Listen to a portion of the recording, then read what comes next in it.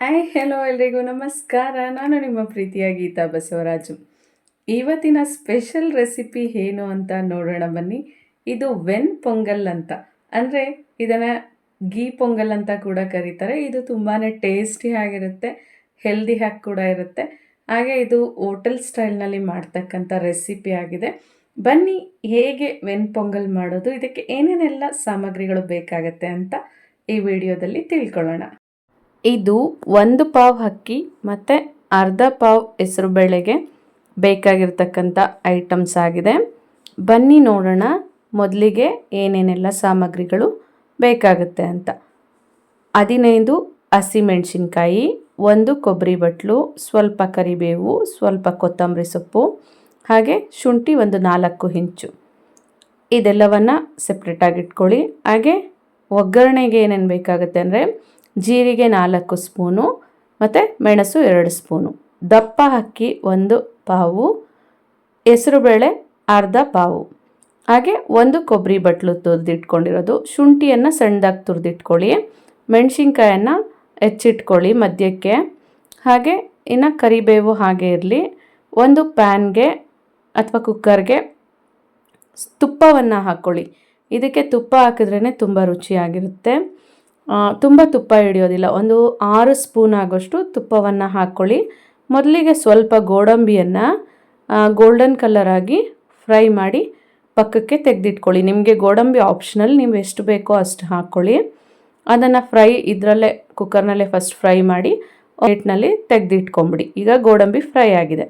ಈಗ ಅದೇ ಕಾದಿರ್ತಕ್ಕಂಥ ತುಪ್ಪಕ್ಕೆ ಜೀರಿಗೆ 4 ಸ್ಪೂನು, ಮೆಣಸು 2 ಸ್ಪೂನು, ಫಸ್ಟ್ ಇದಕ್ಕೆ ಸಾಸಿವೆ ಹಾಕೋಷ್ಟಿಲ್ಲ, ಹಾಕಿ ಚೆನ್ನಾಗಿ ಫ್ರೈ ಮಾಡಿ. ಅದು ಸ್ವಲ್ಪ ಸ್ಮೆಲ್ಲು, ಜೀರಿಗೆದು ಮತ್ತು ಮೆಣಸುದು ಸ್ಮೆಲ್ ಸ್ಪ್ರೆಡ್ ಆಗುತ್ತೆ. ಆಗ ನಾವು ಹಚ್ಚಿಟ್ಕೊಂಡಿರ್ತಕ್ಕಂಥ ಮೆಣಸಿನ್ಕಾಯಿ ಒಂದು 12 ಅಥವಾ 15 ಅದನ್ನು ಕೂಡ ಹಾಕಿ ಜಸ್ಟ್ 1-2 ಸೆಕೆಂಡ್ಗಳ ಕಾಲ ಹಾಗೆ ಫ್ರೈ ಮಾಡಬೇಕಾಗತ್ತೆ. ಇದು ತುಂಬ ಡೀಪ್ ಫ್ರೈ ಆಗೋವಂತಹ ಅವಶ್ಯಕತೆ ಇಲ್ಲ. ಈಗ ಇದಕ್ಕೆ ನಾವು ತುರಿದಿಟ್ಕೊಂಡಿದ್ದೀವಿ ಶುಂಠಿ, ಫ್ಲೇವರ್ ತುಂಬ ಚೆನ್ನಾಗಿ ಕೊಡುತ್ತೆ. ಸೊ ಒಂದು ಬೆರಳಿನಷ್ಟು, 2ನೇ ಬೆರಳಿನಷ್ಟು ಉದ್ದದ್ದು ಶುಂಠಿ 4 ಇಂಚು ತೊಗೊಂಡಿದ್ದೀನಿ ನಾನು, ಅಷ್ಟು ಹಾಕಿ ಚೆನ್ನಾಗಿರುತ್ತೆ. ಆ ಶುಂಠಿಯನ್ನು ಕೂಡ ಇವಾಗ ತುರಿದಿಟ್ಕೊಂಡಿರೋದನ್ನು ಹಾಕಿ ಫ್ರೈ ಮಾಡಿ. ಇದು ಫ್ರೈ ಆಗೋ ಟೈಮಲ್ಲೇ ಆನಂತರ ಸ್ವಲ್ಪ, ಎಲ್ಲವೂ ತುಂಬ ಫ್ರೈ ಮಾಡೋಷ್ಟಿಲ್ಲ, ಜಸ್ಟ್ 1 ಸೆಕೆಂಡ್ ಆರ್ 2 ಸೆಕೆಂಡ್ಸ್ ಅಷ್ಟೇ. ಹಾಗೆ ಕರಿಬೇವನ್ನು ಆ್ಯಡ್ ಮಾಡ್ಕೊಳ್ಳಿ. ಅದು ಕೂಡ ಸ್ವಲ್ಪ ಫ್ರೈ ಆದ ನಂತರ ಇಂಗುವನ್ನು ಆ್ಯಡ್ ಮಾಡ್ಕೊಳ್ಳಿ. ಇದಕ್ಕೆ ತುಂಬ ಫ್ಲೇವರ್ ಕೊಡೋದು ಇಂಗು ಮತ್ತು ಶುಂಠಿ. ಸೊ ಇವೆರಡೂ ಸ್ವಲ್ಪ ಎಕ್ಸ್ಟ್ರಾನೇ ಹಾಕಿದ್ರೆ ಚೆನ್ನಾಗಿರುತ್ತೆ ರುಚಿ. ಸೊ ಈಗ ಇಂಗು ನಾನು ರುಚಿಗೆ ಎಷ್ಟು ಬೇಕೋ ಅಷ್ಟು ಹಾಕಿದ್ದೀನಿ. 1 ಬಟ್ಲು ಕೊಬ್ಬರಿಯನ್ನು ತುರಿದಿಟ್ಕೊಂಡಿರಿ, ಅದನ್ನು ಕೂಡ ಈಗ ಹಾಕಿ ಅದು ಕೂಡ ಸ್ವಲ್ಪ ಫ್ರೈ ಆಗಲಿ. ನಾವು ಅಷ್ಟೊತ್ತಿಗೆ ಬಾಣಲೆಯಲ್ಲಿ ಅಕ್ಕಿ ಮತ್ತು ಹೆಸರುಬೇಳೆಯನ್ನು ಒಟ್ಟಾರೆಯಾಗಿ ತೊಳೆದು ನೆನೆಸೋದೇನೂ ಬೇಕಾಗಿಲ್ಲ, ತೊಳೆದಿಟ್ಕೊಳ್ಳಿ. ಈಗ ನಾನು ಇದನ್ನು ತೊಳೆದಿಟ್ಟಿದ್ದೀನಿ. ದಪ್ಪಕ್ಕಿನೇ ಇದಕ್ಕೆ ತುಂಬ ಟೇಸ್ಟ್ ಕೊಡೋದು. 1 ಪಾವು ಅಕ್ಕಿ, ಅರ್ಧ ಪಾವು ಹೆಸರುಬೇಳೆ, ತೊಳೆದು ಬಗ್ಸಿಟ್ಟಿರ್ತಕ್ಕಂತಹ ಅಕ್ಕಿ ಮತ್ತು ಹೆಸರುಬೇಳೆಯನ್ನು ಆ ಮಿಶ್ರಣದಲ್ಲಿ ಹಾಕಿ ಸ್ವಲ್ಪ ಹೊತ್ತು ಹಾಕಿ ಸ್ವಲ್ಪ ಫ್ರೈ ಮಾಡಿ. ಯಾಕೆಂದರೆ ತುಪ್ಪದಲ್ಲಿ ಅಕ್ಕಿ ಮತ್ತು ಹೆಸರುಬೇಳೆ ಫ್ರೈ ಆದಾಗ ಸ್ಮೆಲ್ ತುಂಬ ಚೆನ್ನಾಗಿರುತ್ತೆ. ಈಗ ಉಪ್ಪು ರುಚಿಗೆ ಒಂದು 3 ಟೇಬಲ್ ಸ್ಪೂನನ್ನು ನಾನು ಆ್ಯಡ್ ಮಾಡಿದ್ದೀನಿ. ನೀವು ಉಪ್ಪು ಎಷ್ಟು ಬೇಕೋ ಅಷ್ಟು ಆ್ಯಡ್ ಮಾಡ್ಕೊಳ್ಳಿ. ಈಗ ಇದಕ್ಕೆ ತಣ್ಣೀರನ್ನೇ ಹಾಕ್ಕೋಬೇಕು, ಬಿಸಿ ನೀರಿನ ಅವಶ್ಯಕತೆ ಕೂಡ ಇರೋದಿಲ್ಲ. ಈಗ ಇದು ಒಂದು 3 to 4 ಮಿನಿಟ್ಸ್ ಫ್ರೈ ಆದ ನಂತರ ಈಗ ನಾವೇನು ಮಾಡಬೇಕಾಗುತ್ತೆ, 4 ಗ್ಲಾಸ್ ತಣ್ಣೀರನ್ನು ಇದಕ್ಕೆ ಆ್ಯಡ್ ಮಾಡಬೇಕಾಗತ್ತೆ. 1.5 ಪಾವ್ ಆಗುತ್ತೆ ಹೆಸರುಬೇಳೆ ಮತ್ತು ಅಕ್ಕಿ ಎಲ್ಲವೂ ಸೇರಿ.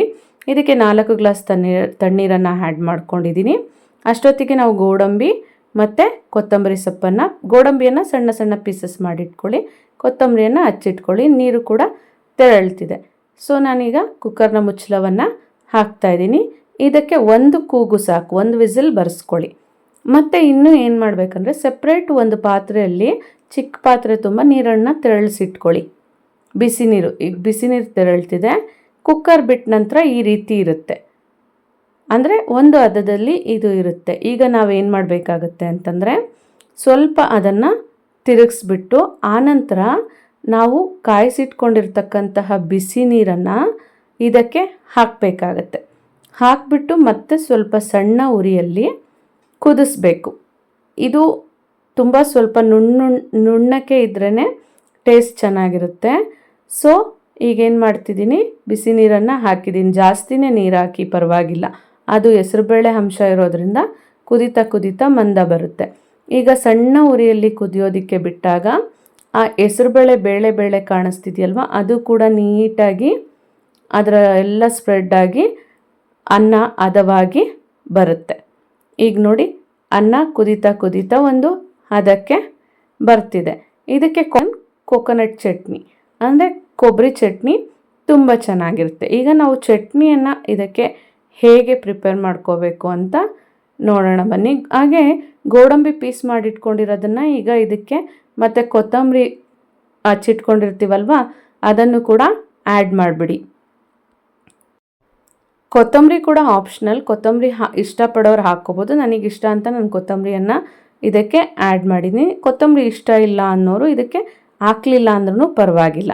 ಸೊ ಈಗ ರುಚಿಯಾಗಿರ್ತಕ್ಕಂತಹ ವೆನ್ನ ಪೊಂಗಲ್ ರೆಡಿಯಾಗಿದೆ. ಇದು ಸ್ಟವ್ ಆಫ್ ಮಾಡಿ ಒಂದು ಸ್ವಲ್ಪ ಹೊತ್ತು ಬಿಟ್ಟ ನಂತರ ಇನ್ನೂ ತಿಕ್ಕಾಗಿ ಬರುತ್ತೆ, ಒಂದು ಹದವಾಗಿರುತ್ತೆ. ಈಗ ಕೊಬ್ಬರಿ ಚಟ್ನಿಗೆ 1 ಬಟ್ಲು ಕೊಬ್ಬರಿಗೆ 2 ಜಾಮೂನ್ ಬೌಲ್ನಷ್ಟು ಕಡಲೆಪಪ್ಪು ಬೇಕಾಗುತ್ತೆ. ಕಡಲೆಪಪ್ಪು ಹೆಚ್ಚಿಗೆ ಇದ್ದರೆ ರುಚಿ ಚೆನ್ನಾಗಿರುತ್ತೆ. ಒಂದು ಅರ್ಧ ಅಥವಾ 3/4 ಟೇಬಲ್ ಸ್ಪೂನ್ ಉಪ್ಪು, 2 ಪೀಸ್ ಆಗೋಷ್ಟು ಹುಣಸೆ ಹಣ್ಣು, ಇವು 3 ಡ್ರೈ ಆಗಿ ಪೌಡರ್ ಮಾಡಿಟ್ಕೊಂಬಿಡಿ. ಈಗ ಇದಕ್ಕೆ ನಾವೇನು ಮಾಡಬೇಕಾಗುತ್ತೆ ಅಂತಂದರೆ ಸ್ವಲ್ಪ ನೀರನ್ನು ಆ್ಯಡ್ ಮಾಡ್ಕೋಬೇಕಾಗುತ್ತೆ. ನೀರು ಹಾಕಿದ ನಂತರ ತುರಿದಿಟ್ಕೊಂಡಿರ್ತಕ್ಕಂಥ 1 ಬಟ್ಲು ಕೊಬ್ಬರಿ, ಆ ಕೊಬ್ಬರಿ ಜೊತೆಯಲ್ಲಿ 2 ಒಣಮೆಣಸಿನ್ಕಾಯಿ, 3 ಅಥವಾ 4 ಪೀಸ್ ಚಿಕ್ಕ ಪೀಸ್ ಬೆಳ್ಳುಳ್ಳಿ, ಇಷ್ಟನ್ನು ಆ್ಯಡ್ ಮಾಡಬೇಕಾಗುತ್ತೆ. ಅದರ ಜೊತೆಯಲ್ಲಿ ಹಸಿಮೆಣ್ಸಿನ್ಕಾಯಿ ಖಾರ ಎಷ್ಟು ಲೈಕ್ ಮಾಡ್ತೀರಾ, ನಾನು 4ರಿಂದ 5 ಹಸಿಮೆಣ್ಸಿನ್ಕಾಯನ್ನು ಹಾಕ್ಕೊಂಡಿದ್ದೀನಿ.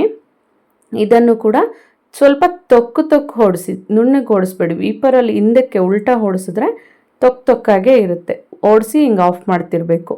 ಈಗ ಕೊತ್ತಂಬರಿ ಮತ್ತು ಕರಿಬೇವು ಹಾಕಿದ ನಂತರ ಕೂಡ ಅಷ್ಟೇ ಉಲ್ಟಾ ಓಡಿಸ್ಬೇಕಾಗುತ್ತೆ. ಅಂದರೆ ವೀಪರಲ್ಲಿ ಓಡಿಸಿದಾಗ ಅದು ತೊಕ್ಕಾಗೇ ಇರುತ್ತೆ, ಕಲರ್ ಸ್ಪ್ರೆಡ್ ಆಗೋದಿಲ್ಲ ಮತ್ತು ಚೇಂಜ್ ಆಗೋದಿಲ್ಲ. ನೋಡಿ, ನಾನು ಉಲ್ಟಾ ಓಡಿಸ್ತೀನಿ, ಹಾಗೆ ಓಡಿಸಿ ಹಾಗೆ ಆಫ್ ಮಾಡೋದು. ಈ ರೀತಿ ಮಾಡಿದಾಗ ಚಟ್ನಿ ಕೂಡ ಪರ್ಫೆಕ್ಟಾಗಿ ಹೋಟೆಲ್ ಸ್ಟೈಲ್ನಲ್ಲೇ ಇರುತ್ತೆ. ಈಗ ರುಚಿಯಾಗಿರ್ತಕ್ಕಂತಹ ಕೊಕೊನಟ್ ಚಟ್ನಿ ಕೂಡ ರೆಡಿ ಇದೆ. ಕೊಕೊನಟ್ ಚಟ್ನಿ ಜೊತೆಯಲ್ಲಿ ವೆನ್ನ ಪೊಂಗಲ್ ಅಥವಾ ಗೀ ಪೊಂಗಲ್ ಅಂತ ನಾವೇನು ಕರಿತೀವಿ, ಇದು ಸೇಮ್ ಹೋಟೆಲ್ ಸ್ಟೈಲ್ನಲ್ಲೇ ಇರುತ್ತೆ. ತಮಿಳ್ನಾಡಿನಲ್ಲಿ ಎಲ್ಲಾದರೂ ಹೋದರೆ ನಮಗೆ ತುಂಬ ಸಿಗ್ತಕ್ಕಂಥದ್ದು ಇದೆ. ಸೊ ನೀವು ಕೂಡ ಒಮ್ಮೆ ಟ್ರೈ ಮಾಡಿ, ಟೇಸ್ಟ್ ತುಂಬಾ ಚೆನ್ನಾಗಿರುತ್ತೆ. ನೋಡಿದ್ರಲ್ಲ ಫ್ರೆಂಡ್ಸ್, ತುಂಬಾ tasty and healthy when pongal ಅಥವಾ ಗೀ ಪೊಂಗಲನ್ನು ಹೋಟೆಲ್ ಸ್ಟೈಲ್ನಲ್ಲಿ ಹೇಗೆ ಮಾಡೋದು ಅಂತ. ನೀವು ಖಂಡಿತ ಇದನ್ನು ಟ್ರೈ ಮಾಡ್ತೀರಾ ಅಂತ ನನಗೆ ಗೊತ್ತು. ಏಕೆಂತಂದರೆ ಇತ್ತೀಚಿನ ಎಲ್ಲ ರೆಸಿಪಿಗಳನ್ನು ಟ್ರೈ ಮಾಡಿ ತುಂಬ ಜನ ಕಾಮೆಂಟ್ಸ್ ತಿಳಿಸ್ತಿದ್ದಾರೆ, ತುಂಬ ಚೆನ್ನಾಗಿದೆ ರೆಸಿಪೀಸ್ ಅಂತ. ಸೊ ಟ್ರೈ ಮಾಡಿ, ಹಾಗೆ ಹೇಗಿತ್ತು ಟೇಸ್ಟ್ ಅಂತ ಮತ್ತಷ್ಟು ಕಾಮೆಂಟ್ಸನ್ನು ತಿಳಿಸ್ತೀರಿ. ಹಾಗೆ ಯಾರೆಲ್ಲ ನನ್ನ ಯೂಟ್ಯೂಬ್ ಚಾನಲ್ ಆಗಿರ್ತಕ್ಕಂಥ ಅವರ್ ಕಲ್ಚರ್ ಅವರ್ ಪ್ರೈಡ್, ನಮ್ಮ ಸಂಸ್ಕೃತಿ ನಮ್ಮ ಹೆಮ್ಮೆ 777 ಈ ಯೂಟ್ಯೂಬ್ ಚಾನಲ್ನ ಸಬ್ಸ್ಕ್ರೈಬ್ ಮಾಡ್ಕೊಂಡಿಲ್ವೋ ಈ ಕೂಡಲೇ ಸಬ್ಸ್ಕ್ರೈಬ್ ಮಾಡ್ಕೊಳ್ಳಿ. ಹಾಗೆ ಪಕ್ಕದಲ್ಲಿ ಕಾಣ್ತಕ್ಕಂಥ ಬೆಲ್ ಬಟನ್ ಮೇಲೆ ಒಮ್ಮೆ ಕ್ಲಿಕ್ ಮಾಡಿ, ನಿಮಗೆ ಎಲ್ಲ ನೋಟಿಫಿಕೇಷನ್ಸ್ ಆಗಿಂದಾಗಲೇ ಸಿಗ್ತಾ ಇರುತ್ತೆ.